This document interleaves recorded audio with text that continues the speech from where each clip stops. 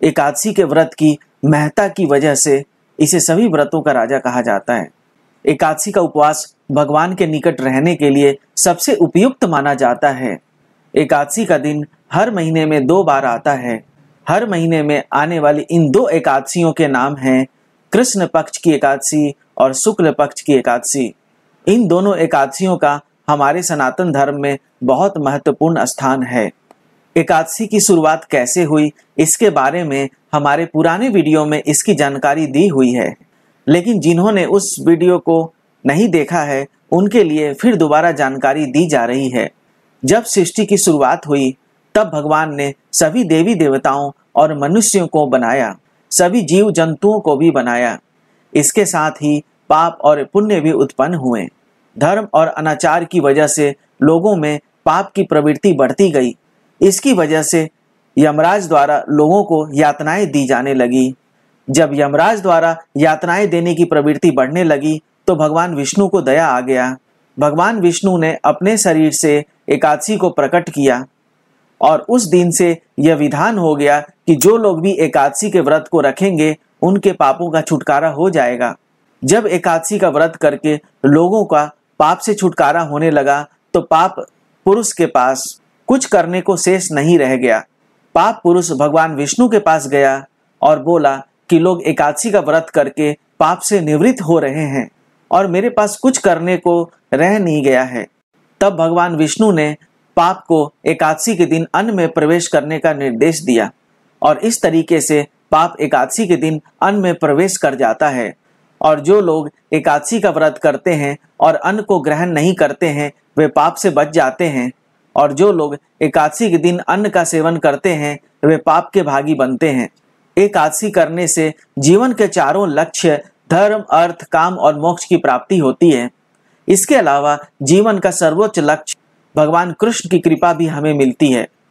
इसलिए प्रत्येक मनुष्य को भगवान की प्रसन्नता के लिए इस व्रत का पालन करना चाहिए। पुराणों में एकादशी के व्रत के पालन के बारे में कहा गया है कि व्यक्ति को एकादशी के एक दिन पहले सूर्योदय से पहले भोजन कर लेना चाहिए। इसके बाद भगवान का ध्यान करना चाहिए और समय पर सो जाना चाहिए। एकादशी के दिन जल्दी उठकर नित्य क्रिया और स्नान कर लेना चाहिए। इसके पश्चात भगवान विष्णु या कृष्ण की पूजा करनी चाहिए।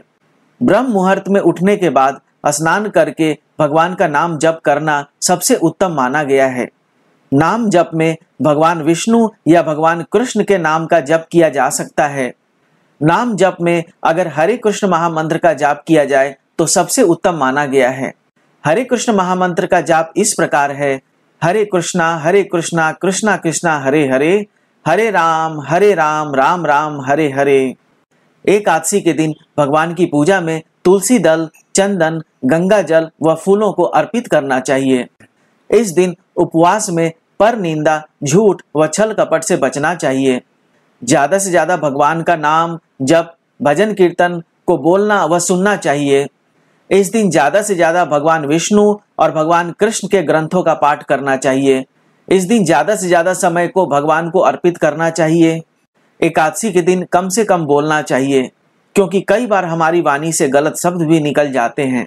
वास्तव में एकादशी का दूसरा मतलब यह है कि अपने 11 इंद्रियों को नियंत्रण में रखना। इस दिन हम कोशिश करें कि अपने आँख, कान, नाक, त्वचा आदि को भगवान से संबंधित कार्यों में लगा दें। जैसे आँखों से भगवान का दर्शन करें, कानों से भगवान का नाम कीर्तन और भजन सुनें, जीभ से भगवान को अर्पित किया हुआ प्रसाद ग्रहण करें, नाक को भगवान को अर्पित किया गया फूल व तुलसी दल को सूंघने में लगाएं, त्वचा को भगवान के विग्रह के चरण कमलों को स्पर्श करने में लगाएं, मन को भगवान की पूर्ण भक्ति में लगाएं। इस दिन मन को भगवान से जुड़ी हुई चीजों में ज्यादा से ज्यादा लगाएं। इस दिन अनाज के इस्तेमाल से परहेज रखना चाहिए, क्योंकि इस दिन अनाज में पाप का प्रवेश रहता है। अगर इस दिन अनाज का इस्तेमाल किया जाता है तो खाने वाले को पाप लगता है। एकादशी के दिन चाय और कॉफी का इस्तेमाल भी नहीं करनी चाहिए। एकादशी का व्रत लोग अपने सामर्थ्य के अनुसार रख सकते हैं। कुछ लोग एकादशी के दिन कुछ भी ग्रहण नहीं करते हैं, पानी तक भी ग्रहण नहीं करते हैं। कुछ लोग सिर्फ पानी लेकर एकादशी का व्रत रखते हैं और कुछ लोग फल व दूसरे व्रत का आहार लेते हैं। एकादशी के दिन बच्चे भी इस व्रत का पालन कर सकते हैं। बच्चे व्रत में खाने योग्य फलाहार व दूसरे आहार को ले सकते हैं। एकादशी के दिन फलाहार व दूसरे व्रत का आहार लिया जा सकता है। एकादशी की रात को वैसे तो जागकर भगवान का गुणगान व स्मरण करने की विधि है, लेकिन आज के समय में रात को जल्दी सोकर अगले दिन जल्दी उठकर नित्य क्रिया के बाद भगवान की पूजा अर्चना करनी चाहिए। द्वादशी के दिन यानी एकादशी के अगले दिन एकादशी का पारण किया जाता है, जिसका समय पंचांग के अनुसार निर्धारित होता है। एकादशी का पारण करते समय हल्का आहार लेना चाहिए। इस समय बहुत ही ज्यादा खाने से बचना चाहिए। पारण का समय चूंकि पहले से ही निर्धारित होता है, इसलिए इसका ध्यान रखना चाहिए कि व्रत का पारण उसी समय करें। व्रत के पारण की समय सारणी किसी भी कैलेंडर या इंटरनेट के जरिए प्राप्त की जा सकती है। एकादशी करते समय इस बात का भी ध्यान दें कि आपके शरीर में व्रत को पालन करने की जितनी क्षमता है उसी के अनुसार आहार लें। इस तरह से 15 दिन बाद एकादशी का उपवास करके हम सभी लोग अपने अंदर सात्विक गुण को बढ़ाकर भगवान की भक्ति बढ़ा सकते हैं। एकादशी का व्रत करने से हमारे अंदर धीरे धीरे शुद्धता और पवित्रता की भावना बढ़ने लगती है। भगवान विष्णु और श्री कृष्ण की कृपा हमें मिलने लगती है। एकादशी का व्रत हमेशा उमंग, उत्साह व खुश होकर रखना चाहिए। इस उपवास को हमें जबरदस्ती नहीं रखना चाहिए। अगर आपको यह वीडियो पसंद आया तो इसे लाइक करें।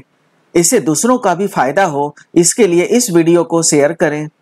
इस तरह के और भी वीडियो को देखने के लिए हमारे चैनल को सब्सक्राइब करें। श्री राधे गोविंद जी की जय हो।